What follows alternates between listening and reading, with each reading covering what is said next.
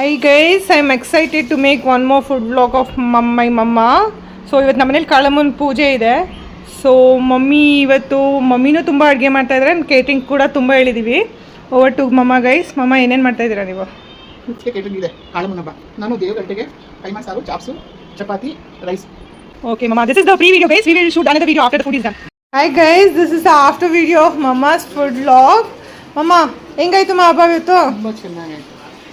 ಪೂಜೆ ಎಲ್ಲ ಚೆನ್ನಾಗಾಯ್ತಾ? ತುಂಬ ಚೆನ್ನಾಗಾಯ್ತು. ನೀವೇನೇನು ಮಾಡಿದ್ರಿ ಹೇಳಿ ಫಸ್ಟ್ ಇಲ್ಲಿ? ನಂದೇನು ಗೊತ್ತಾ, ಕೈಮಾ ಸಾರು, ಚಾಪ್ಸು, ವೈಟ್ ರೈಸು. ಇದು ಎಡೆ ಗಿಡಕ್ಕೆ ದೇವ್ರ ಗಿಡಕ್ಕೆ ಕೇಟ್ರಿಂಗ್ 100 ಮೆಂಬರ್ಸಿಗೆ ಮಾಡಿಸಿದ್ದು.